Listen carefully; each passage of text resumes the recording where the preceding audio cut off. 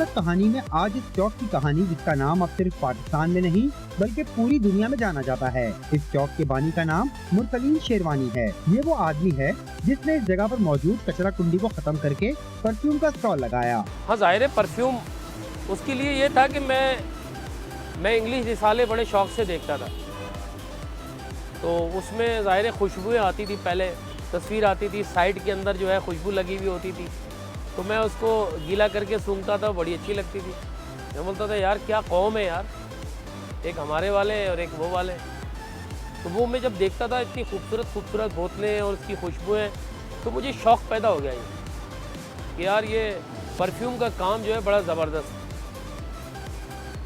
और फिर हमारे समाज में तो आपको पता है कि खुशबू लगाना सुन्नत भी है, लिहाजा मैंने क्या किया कि रिसाले बहुत सारे इकट्ठे किए, उनके अंदर से बोतलों की तस्वीरें काटी, उनके नाम काटे। वो फिर मैंने एक वाइट चादर के ऊपर उनको सब कुछ चिपकाया और बहुत बड़ा यहाँ मैंने पर्दा लगाया था, उस पर सारी बोतलें लगी हुई थी। लोग आते थे खाली पर्दा ही देखते रहते थे, यार ये किसने बनाया यार। मैंने कहा मैंने बनाया। उसी हिसाब से फिर मैं खुशबुएँ ला के रखता था।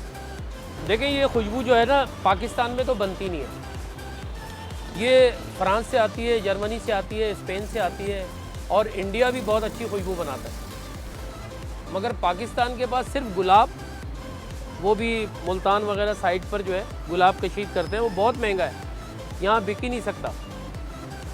लिहाजा ये सारी खुशबू आती हैं बाहर ममालिक से, जर्मनी से, फ्रांस से, स्पेन से, ठीक है।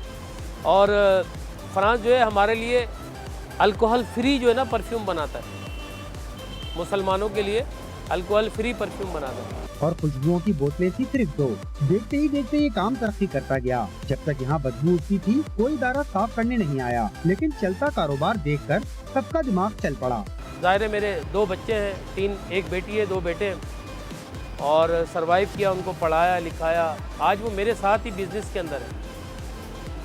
और अब मैंने अपने बहन भाइयों को, अपने भाइयों को, अपने बहनोई को, अपने भतीजों को, सबको इसी काम में लगा लिया और बहुत मेहनत करी है।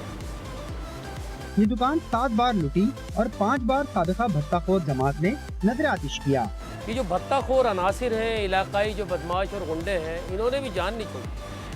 रियासती इदारों के वो लोग जो ये समझते हैं कि हम रियासत के वफादार हैं, हम सरकारी नौकरी करते हैं, वो सरकारी नौकरी नहीं करते। वो जब सुबह घर से निकलते हैं तो वो शिकार की तलाश में निकलते हैं। उन्होंने ऐसा बेड़ा गर्क किया मेरे स्टॉल को 7 दफ़ा जलाया MQM ने और 5 दफ़ा लूटा। गुलशन इकबाल टाउन ने इसको 2 दफ़ा उठाया, ट्रक में ले गया, हालांकि उनकी जुरिडिक्शन नहीं थी है, फिर भी उठा के ले गए सिर्फ अना। उसके अलावा कंटोनमेंट बोर्ड फैसल ने मेरे स्टॉल को 4 से 5 मरतबा उठाया, तोड़ा फोड़ा।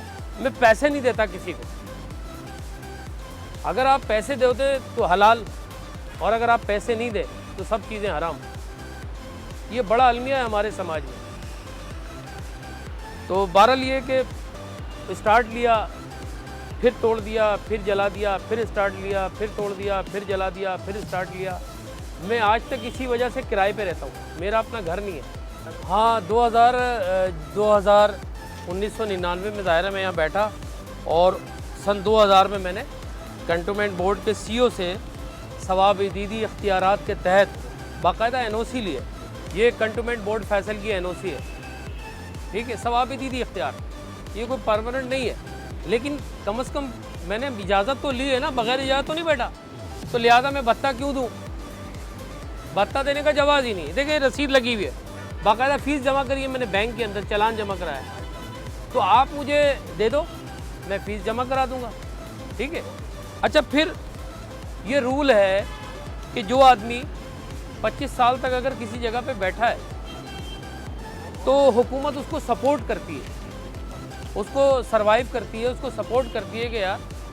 अच्छा, फिर एक ये इंटरनेशनल नाम, फिर ये तमाम ये जो कंटोनमेंट बोर्ड फैसल की जुरिडिक्शन में है, तो ये उसको चाहिए ना कि इसको खूबसूरत बनाए, सपोर्ट करे। नहीं, पैसे दो, तो भाई नहीं दे रहे पैसे, भत्ता मैं किसी सूरत नहीं दूंगा। डीएमसी वाले उठाकर ले गए, कंटोनमेंट वाले ले गए, केएमसी ने कार्रवाई की, लेकिन ये शख्स बाज न आया। सरकारी मुलाजमत छोड़कर इस जगह बैठने वाला ये शख्स इतना मशहूर कैसे हुआ? ये 1999 में मैंने स्टार्ट किया और अपने दोस्त से 500 रुपये उधार लिए थे। पुलिस की नौकरी जो थी वो मैंने छोड़ दी, इस्तीफ़ा दे दिया और 1988 की मेरी अपॉइंटमेंट थी पुलिस की, वो मैंने छोड़ दी। आप यकीन करें, आप किसी भी सरकारी डिपार्टमेंट में आप मुलाजमत अगर करते हैं ना, तो आप अपनी इज़्ज़त बचाने के लिए हर वक्त बेइज्जत होते रहते हैं। बड़ा अलमिया है। लिहाजा 500 रुपये से ये मैंने स्टार्ट किया। 2 खुशबुएँ लाया था, वो भी मुझे एक दोस्त ने उधार दिए, मेरे पास पैसे ख़त्म हो गए थे सब। उससे फिर मैंने ये सर्वाइवल की और आज परफ्यूम चौक पूरी दुनिया में फेमस है, सब लोग जानते हैं। लेकिन मैं 5 साल तक जो है ना, स्टार्टिंग में 5 साल तक दुकान बंद करके अपनी इस 50 के ऊपर पूरी कराची में अपने हाथ से लिखा मैंने, परफ्यूम चौक गुलिस्तान जौहर। और ये पूरी कराची की आवाम गवाह है कि मैंने एक बहुत खूबसूरत नाम दिया है कराची को, और दुनिया में इस नाम की कोई जगह नहीं है। आप सर्च करें। बस ये असल में मसला ये था कि मुझे खुशबुओं से शगफ था, शौक़ था। दूसरा ये कि मुझे जब मैं बहुत परेशान था तो मेरे ख्वाब के अंदर जो है ना, ये काम ख्वाब में आया मेरे कि यार आप ये काम करें। क्योंकि